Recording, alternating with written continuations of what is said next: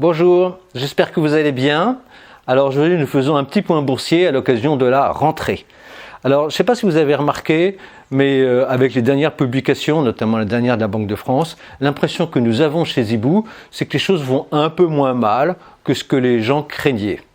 Bon, et c'est pas anormal parce que si vous voulez, l'économie semble un petit peu plus résiliente parce que partout il y a eu des injections monétaires massives et notamment en France, on peut penser à toute l'aide qui a été apportée aux entreprises, notamment par ce qu'on appelle les prêts garantis par l'État, qui rien qu'en France se montent à 120 milliards d'euros et dont simplement une petite partie, probablement 20%, a actuellement été utilisée par les entreprises.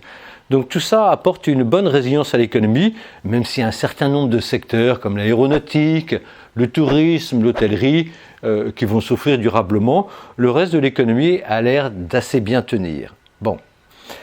Et puis, il ne faut pas négliger que partout en Occident, mais particulièrement en Europe, les plans de relance n'ont pas encore été activés et qu'en France, par exemple, le plan de 100 milliards d'euros, eh bien, il est à venir dans l'économie, hein, donc il va engendrer de la croissance. Et puis en engendrant de la croissance ou de la reprise d'activité, il faut savoir que les ménages ont beaucoup épargné, spécifiquement en Europe, parce qu'ils ont été très aidés par les États. Et par exemple en France, on estime le surplus d'épargne des ménages à 100 milliards d'euros. Et donc cet argent, au fur et à mesure de retour de la visibilité, eh bien, il va revenir dans le circuit économique. Donc tout ça fait beaucoup d'argent à venir et donc on devrait plutôt avoir des bonnes nouvelles dans les mois qui viennent sur le front économique. Parallèlement, il faut toujours avoir en tête que la crise sanitaire, elle va se terminer un jour, rapidement si on trouve rapidement un vaccin, un peu plus tardivement si le vaccin met du temps à venir ou s'il faut attendre l'immunité collective. Mais concrètement, ça va durer 6 mois, à 18-24 mois au pire. Mais ce qu'il faut savoir, c'est que chaque jour qui passe nous rapproche de la fin. Donc ça, c'est plutôt une bonne nouvelle. Alors, dans ce contexte-là, ce que nous pensons chez Zibou, on vous l'a déjà dit, c'est qu'on a une probabilité qui est difficile à mesurer, mais qui est là, qu'on revienne assez rapidement à la résistance du niveau des 6000 sur l'indice CAC. On vous l'a tracé. Vous avez ici l'indice de la bourse de Paris sur les 20 dernières années. Et vous voyez, il y a une résistance qui a été touchée en 2007 et puis à nouveau touchée juste avant la crise du Covid à 6000. Et donc il est assez probable pour nous qu'on y revienne assez rapidement, même si à ce stade, on va probablement se heurter à cette résistance et reconsolider derrière, avant ensuite de la franchir et de faire une belle période de hausse. Il ne faut jamais oublier que l'indice CAC était à 7000 il y a plus de 20 ans, et donc il est très probable qu'on les retrouve et qu'on les dépasse dans les années qui viennent.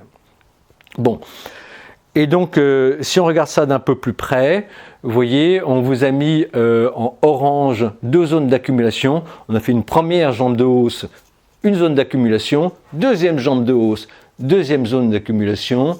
Il n'est pas impossible qu'on s'approche de la fin de cette zone d'accumulation et qu'on fasse une troisième jambe de hausse vers les 6000 points. Et donc, qu'est-ce que ça veut dire ? Ça veut dire que pour l'investisseur qui se dirait « Ah, mais alors j'ai manqué la hausse », mais non, il y a encore beaucoup de choses à faire pour gagner de l'argent. Et donc, c'est ce qu'on va regarder maintenant très rapidement. Alors, pour essayer de bien comprendre l'attitude que peut avoir un investisseur, on va faire une comparaison automobile. Imaginez que vous êtes dans votre voiture et puis tout à coup, il y a un orage. Vous savez, moi j'ai déjà eu ça quand je faisais des voyages. Des orages peuvent être très très puissants. Alors, tout à coup, on n'a presque plus de visibilité tellement il y a d'eau qui tombe. Et puis alors, la route est vraiment nappée d'eau et donc on a peur d'aller vite parce qu'on se dit on va faire un aquaplaning et donc on ralentit. Et donc, ce qu'il faut savoir, c'est que votre attitude dans la voiture, elle va être un peu différente suivant le type de véhicule que vous avez. Si vous êtes dans une Fiat 500, c'est pas pour dire quoi que ce soit contre les Fiat 500, mais enfin, c'est un véhicule qui n'est pas aussi puissant, aussi stable que d'autres, donc vous allez probablement ralentir assez fortement. Peut-être vous allez descendre à 30 km/h. Si en revanche vous êtes dans une Audi 4 roues motrices, vous êtes plus sûr de vous, vous allez ralentir, mais peut-être descendre à 80 km/h. Quand le temps va s'éclaircir, et c'est ce qui risque de se produire dans les mois qui viennent, eh ben vous allez pouvoir réaccélérer. Voilà, tout à coup, il va arrêter de pleuvoir, vous allez avoir de la visibilité, la route va sécher. Bon, vous allez augmenter votre vitesse. Si vous êtes dans une Fiat 500, vous allez remonter à votre vitesse normale qui est 90 km/h. Donc vous allez passer de 30 à 90 km/h. Donc vous allez tripler votre vitesse. Si vous êtes dans l'Audi A4, enfin 4 roues motrices, vous allez passer de 80 km/h à 120 km/h. Vous n'allez pas aller au-delà parce que 120 km/h avec une limitation de vitesse, etc., c'est votre vitesse naturelle. Donc vous voyez, si vous avez une Fiat 500, vous allez tripler votre vitesse. Si vous êtes dans une Audi 4 roues motrices, vous allez faire plus 50%. Mais avec beaucoup plus de sécurité. Et puis bien sûr, vous pourrez rester à 120 km/h, tandis qu'avec Fiat 500, vous ne dépasserez pas les 90. Donc vous voyez, ça amène deux types d'attitudes, et c'est la même chose en bourse.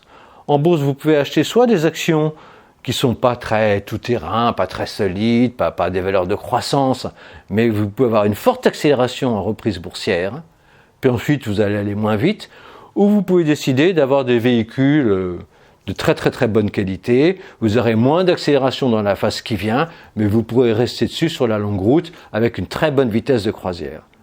Ça fait deux types de schémas, on vous l'a déjà dit, mais c'est toujours intéressant de le noter. Alors on va vous prendre deux exemples. Pour ce qui serait comparable à une Audi 4 roues motrices, c'est par exemple une très belle société comme Danone. Alors voilà le graphique de Danone sur 20 ans, et vous voyez, on vous a mis une flèche en orange qui est la reprise de Danone après la crise de 2008, et vous voyez, on fait 1,5 fois la mise, c'est-à-dire qu'on gagne 50%, c'est un peu comme l'Audi qui passe de 80 à 120 km/h. Donc vous voyez, à l'occasion de la crise, Danone a rétrogradé, on est autour de 55 €.